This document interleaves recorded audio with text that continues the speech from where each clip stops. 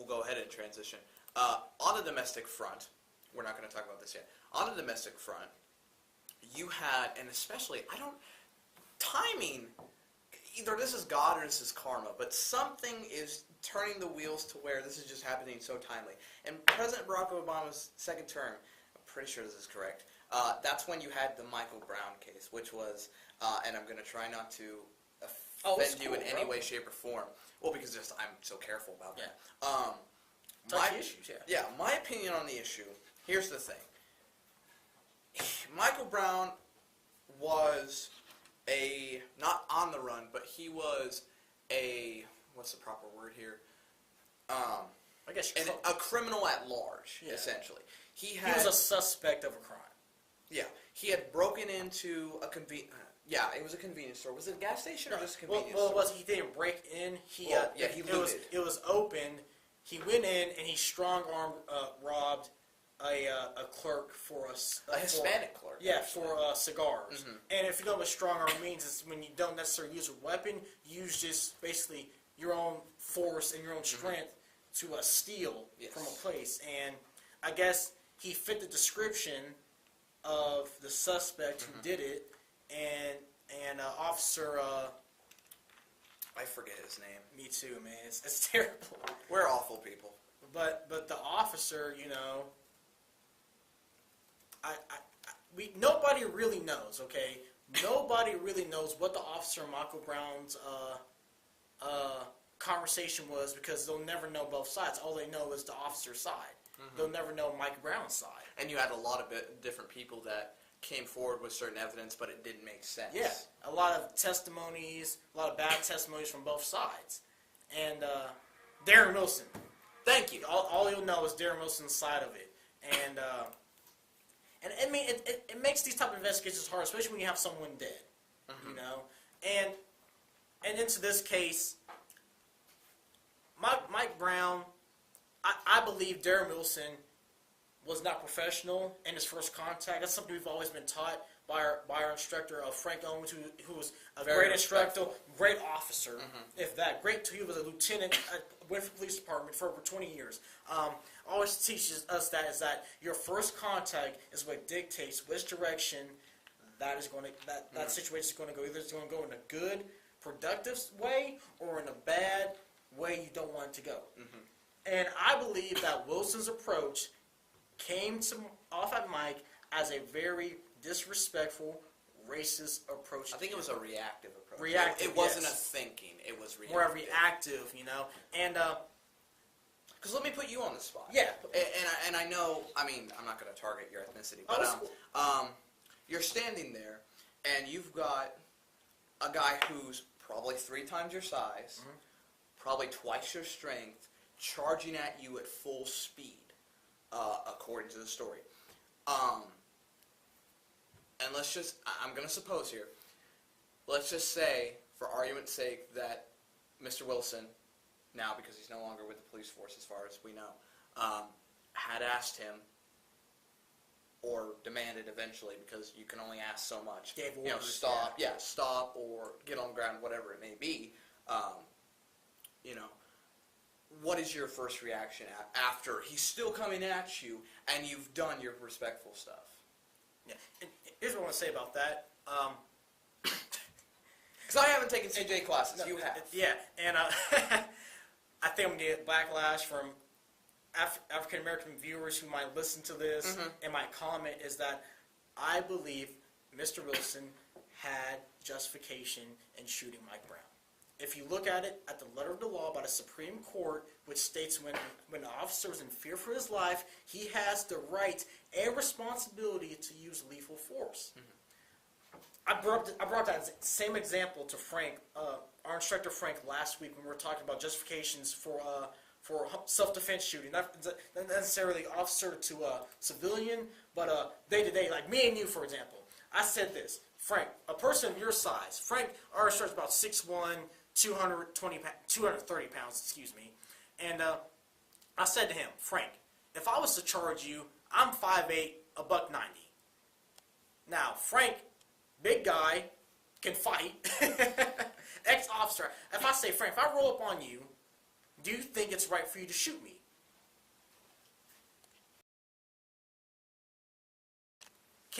Would you, like, would it be justified for you shooting me, being that I'm only half your size and probably can only fight somewhat decent? Mm-hmm.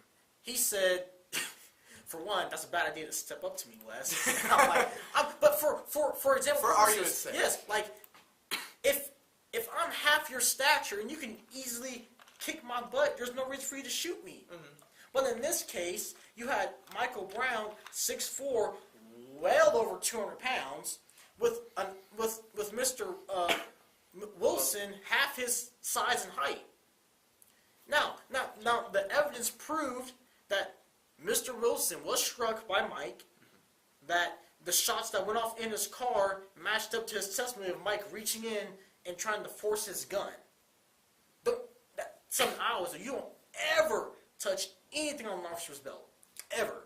You're done. Yeah. And in that case, when that was proven, that's when I said he was right. He had the right to shoot him. And that they say that Michael Brown was running away or fleeing. That's not true. That's or coming forward with hands up. Yeah.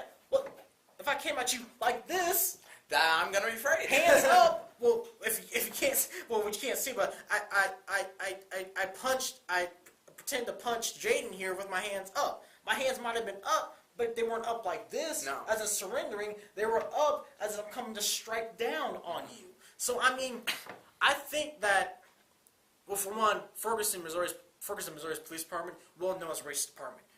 It came out, I think in April, federal investigation proved that there was racial discrimination in the way they police African Americans, the white community, and all that stuff. So they knew racism within the police department was real, and the chief ended up resigning his position. So I think who was an African American? No. The intern was. No. The chief who was the chief during the shooting was a white male. Yes. He in turn retired after that federal finding came out, but then he was replaced by an African American chief. But my point is, I think the reason why we had that type of explosion of riots was because they didn't care that the officer was justified. All they saw was racist police department killed a black teenager. Yep.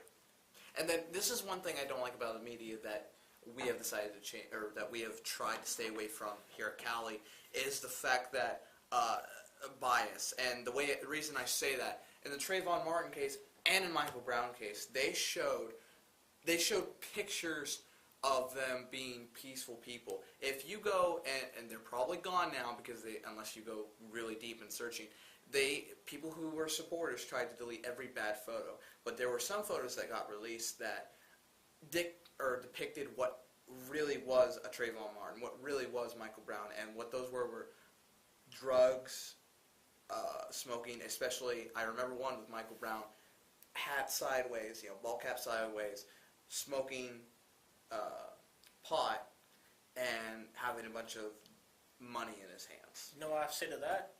That's just a normal teenager. That's a normal teenager, but however, that's the problem with the media, though. They'll show these, nice smiling pictures. Yeah, graduation photos. Exactly. Yeah. That's exactly what they did for Michael Brown. And then for Trayvon Martin, they showed a younger photo of what he actually was.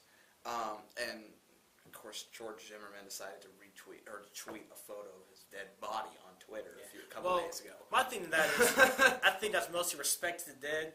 You don't want to just post some pictures of a dead guy, a kid. These are both kids, by the way, not men. But these are both kids who just got, lost their life. Wasn't Michael Brown 18? No, he was 17. He just graduated. Okay. Yeah. And these are both young kids who just lost their lives. You don't want pictures of them smoking pot, acting gangster on the world media, And I think they should have done a better job of actually being more fair and biased to both sides. They should. That's my take on it. Now, the Trayvon Martin man, that's a whole different story. That is a whole different That's story. a whole different story. And to this day, I will never, ever put George Zimmerman in the right to shoot. Agreed. Ever. Never in my day. Yeah. And of course, once again, going back to the liberal biases, when that first story broke out, they said it was a white male. George Zimmerman is Hispanic. Yes. You look at a picture just like, excuse me. And he's admitted to it. Like, he's... Yeah! And it's proven. Like, he's I'm not a white. Hispanic individual, yeah. And, it's just... Yeah. It's just something... It goes along with our race thing we talked about earlier today. Exactly why I'm trying to bring in this whole nothing...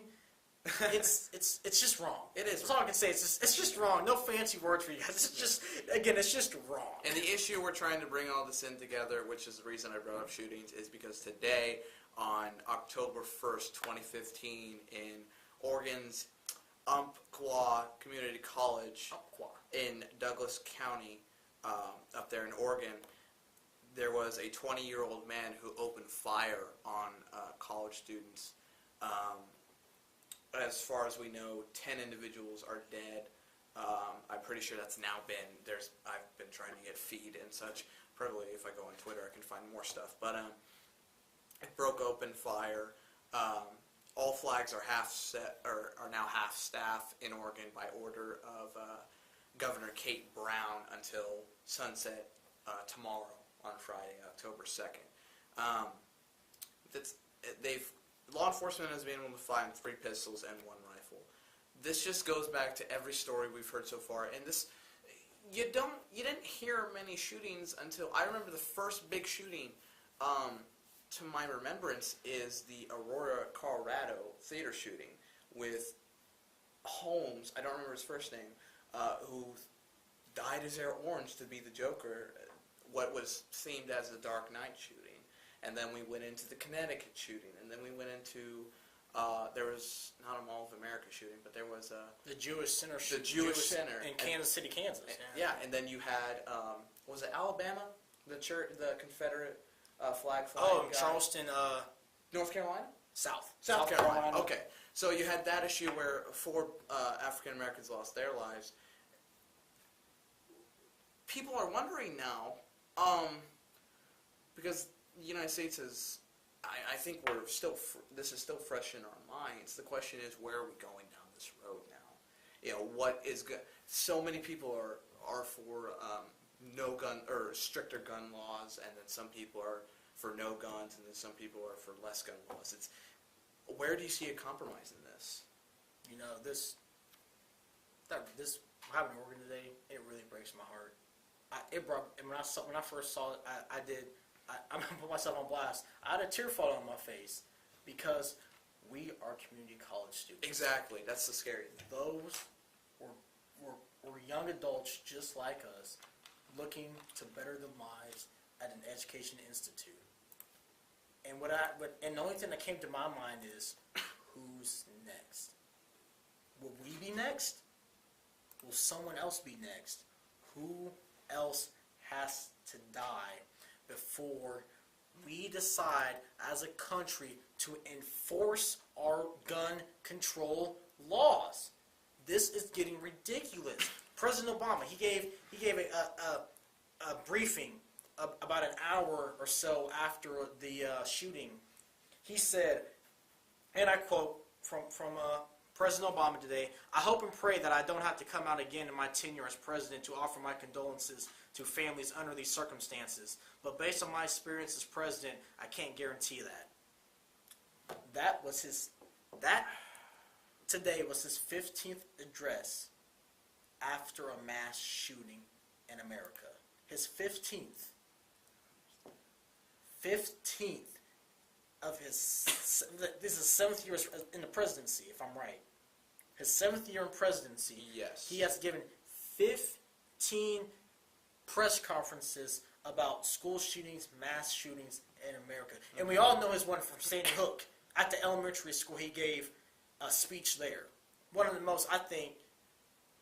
best moments of his presidency was sitting there where multiple first graders were killed, and to give condolences to those parents, those grieving parents. And my question is to all you people out there who preach on the Second Amendment and say gun control is just fine how it is. How many more of our kids have to die? How many more? I want you to comment on that. Anybody listening out there, I want you to put a comment and tell me, Wesley Bradford, how many more have to die before you say enough is enough. That our gun control system is a sparse. It is nothing. It is flawed. It's nothing. How many more school shootings? How many more movie theaters? Think about the next time you're at a movie theater. Am I going to die? Are we going to die? Am I going to? My mom, she cried. My mom. Now I'm not shed a tear, but my mom was crying, and I asked my mom, like, "What you crying about?" She's like, "The Oregon shooting." And I'm like, "Oh yeah, I heard it's real sad." And she's like, "You don't get it. That could be you. That could have been you on that TV showing up there dead. Because you go to college. That could have been you. That could have been you, Jaden. That could have been any of our listeners out there at community college or a high school or a middle school or elementary school or at a workplace going to the movie theater. That could have been us. Mm-hmm. Where is the line? When is enough enough? To you gun advocates, to the NRA people, when do you draw the line? When is enough? When does enough blood being spilled enough for us to fix our gun control system? That's my question to everybody out there listening. When do we say this is enough? Just quick before I start putting my input on this, according to, I think this is the Times Sentinel actually, the New York Times, which is constantly updated, apparently it's different information than CNN. The gunman is by the name of Chris Harper Mercer at age 26. Said he had 3 weapons, handguns, and at least 1 long gun, excuse me. I said law gun. What is a law gun? But, I mean, obviously conflicting issues, and of course this is going to develop over the next course of few days. My input on, I'm going to say rant, because that's kind of what it is, but it makes sense. I do support you on the deal. I'm going to talk a little bit about my personal experience with, this was, I'm trying to think of what is the most recent shooting that they had. Oh, there was, I'm pretty sure it was in Connecticut, I think. Not Connecticut, excuse me. It was another college to where they had a shooting. Virginia Tech? Yes. Yeah. So kind of in response to that, my school in my senior year had a new policy, and I found half of this policy was ridiculous, and I'm going to say why. They said during class time that, and I think they said this wrong, that the doors were going to be locked. And that's what they said. So my understanding of it was that they were just going to have the outside doors locked, because that would make sense. Okay? No. They had every single classroom door inside, and then all the outside doors locked. Now, here's my issue with that. I understand the outside. That's fine with me. I don't care. The only door that they had unlocked was that door by the office, because they can see who's coming. Yeah, that's, although it's very inconveniently placed. But the reason I didn't like the fact that the schoolrooms were locked is because in my first semester of my senior year, I was a teacher's aide. I was teacher's aide for Mr. Howard, who is the sophomore history teacher. And one of my duties was to go and make copies. Now, he loves those long assignments that are really easy to do, though. Yeah. You just have to look at the information. Yeah. So I would have to go from his classroom. I'd have to take probably about a 60-meter walk to the copy room. Okay. Unfortunately, I could not get back into the room if the door was shut. So I would have to prop it or something. No teacher liked that new policy, especially when I had to make errands for Mr. Howard to different classrooms also. Yeah. Or especially if you had to go from your room to the bathroom, you had to knock on the door. Very inconvenient, yeah. It's extremely inconvenient, especially when your history class, your senior government history class, is taking a test. And somebody, like I got done with tests pretty easy. So I would have, occasionally, I would have to go use the restroom like any other normal human being. But the problem would be, you get that underlying feeling like, God, I hate to knock on this door and ask whoever is closest to the door to open it. Yeah. And we had multiple debates about this. I was in a leadership class my second semester when we talked about this. I think some people school-wise, and there are people out there that are trying to make things better. There are people that care about the situation and are trying to make it better. I guess, does more need to be done in certain areas? That is correct. But you also got to think there are some areas to where you're doing too much. Exactly, you know? yeah. Like, my school is the best example that I can think of right now, to where you're making it a problem. Because I knew other teachers' aides that had that struggle, that had to they were just frustrated with the work they had to do going around school, and they'd be limited by locked doors or just whatever it happens to be. You know, it's very limiting. I understand where you're coming from. Obviously, we're both community college students. Yeah. That could have been us. Yeah. You know, a town just our size, honestly. A town just not as big. I think. I don't even know how many people live here. Oh, we have 12,500 people. Okay, that's way better than my town. Yeah, but in the town in Oregon, I think it was about 9,000 to 10,000. But that community college has over 1,500 people living on campus. Trying to scroll down. My main thing about this is, by the way, this happened at 10:30 a.m. today. Pacific Standard Time. Pacific Standard Time, Yeah. yes. But my thing is about gun control. We have the laws. Our laws, but maybe not in Kansas, but our laws nationwide, I believe they are as strict as they can be without going against people's Second Amendment rights. The problem is here, the problem is our law enforcement agencies are not enforcing them. The thing is, my prime example, this hits home to Ark City in April. Convicted felon Aaron, Big A, Brown, just out on parole for less than 9 months. For 9 months, he attempts to kill this man at a house around the street from my house. Honestly, around the corner. I live at 6th and Cedar. Nobody looked that up. But the shooting took place on 5th and Vine. That's just east a block from my house. I heard the shots at 1 a.m. He shot this gentleman. He was an African American. African American man shot this African American man 5 times in the upper torso.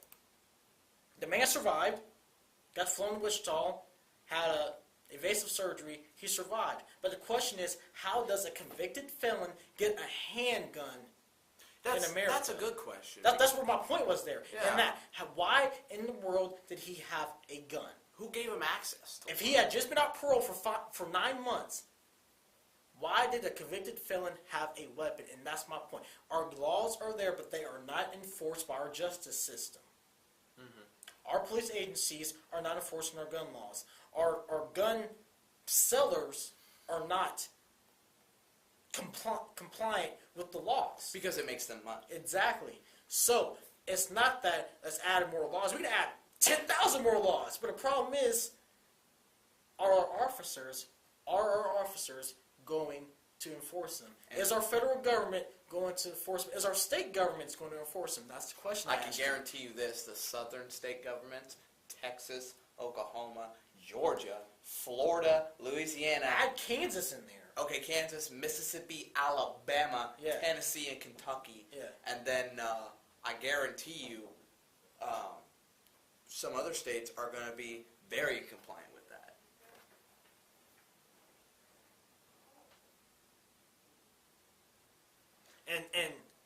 And my main thing is in Kansas. Well, here's the thing in Kansas.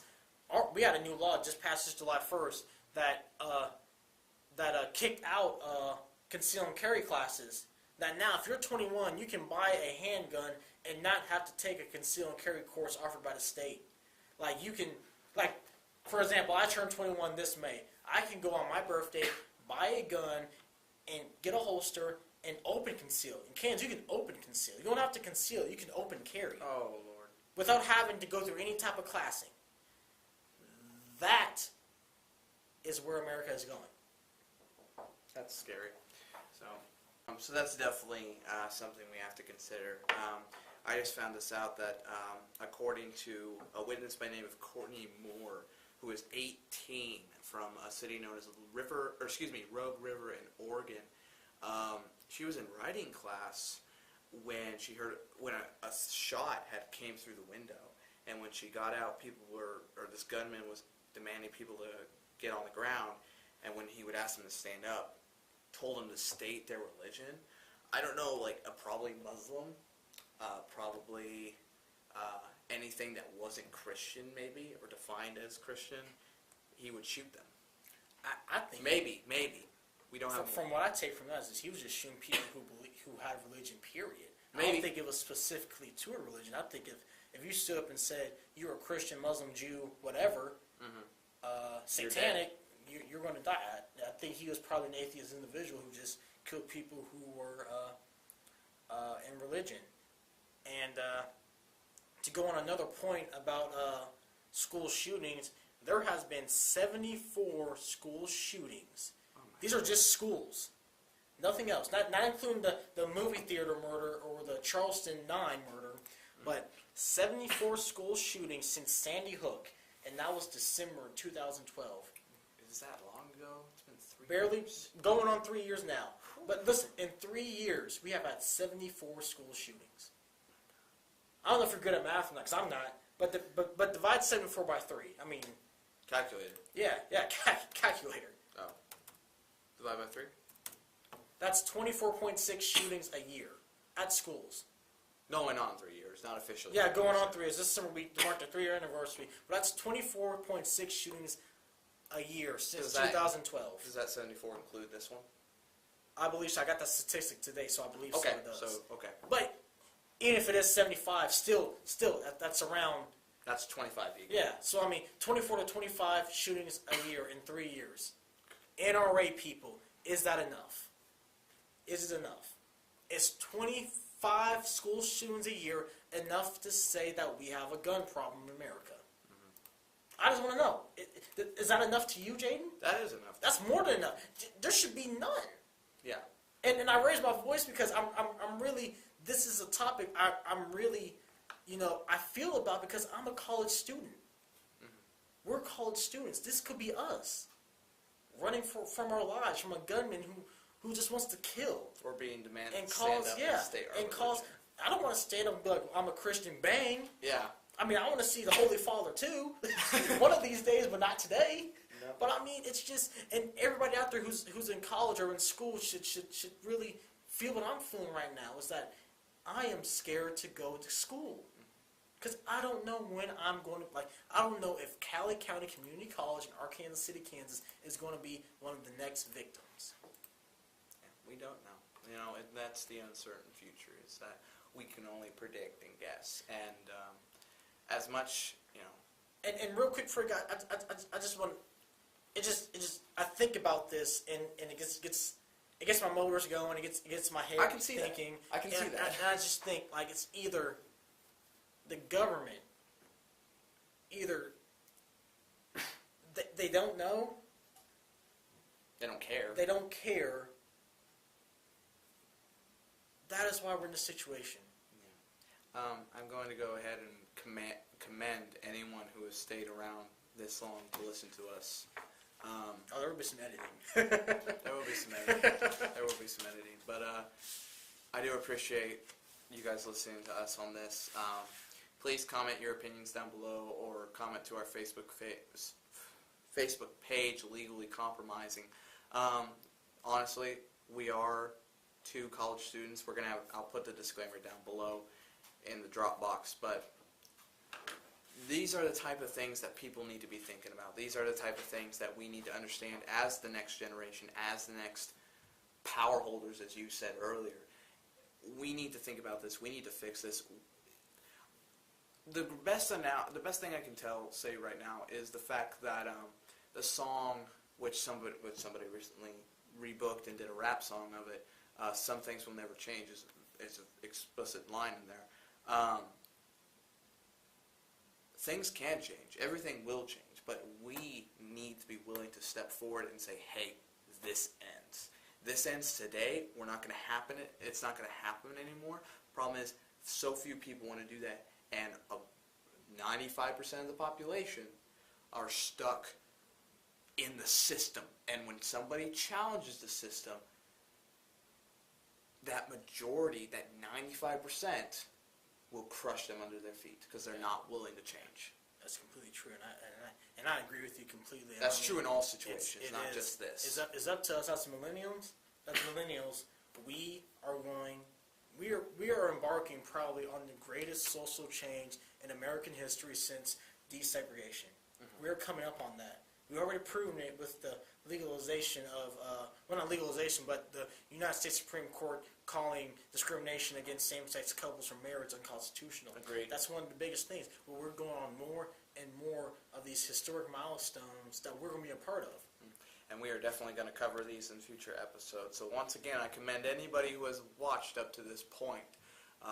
Please go and like us on our Facebook page. Please comment. Please share. Give us story suggestions. This episode should be released on the following. I want to say the Thursday. What is that? Is that the Next Thursday? the next Thursday. That should be October 8th, I believe. It is October the 8th. October 8th. Okay, so this episode will be released by then. We're like our sister show, the Nightly Tiger Show, which I am the host of. We'll do bi-monthly showings, so we'll try and have 2 shows a month. We won't do specials or anything, but unless there's a really special story that we'll cover. Yeah. With that said, do you have any closing comments that you can just wrap it up in a sentence? Let's just try that. It's hard to do that. I think I just used my sentence saying that. So. But in a sentence. But don't be afraid to go out there and use your voices. Use your votes. I was in class. I'm probably going to paragraph anyway. I was in class today, my national government class, and the people ranging from 18 to 24 were called the green vote. We have the lowest voter turnout of any other voting category. Mm-hmm. We need to go out there and go to the polls next November and vote. Voting is probably one of the most powerful things we have as citizens. Go out there, get educated, and vote and make that change. And also hit that subscribe button on YouTube. Hey, there we go, ladies and gentlemen. So thank you for watching. Once again, my name is Jaden Mount. And I'm Wesley Bradford. And thank you for watching Legally Compromising. We'll catch you all next time.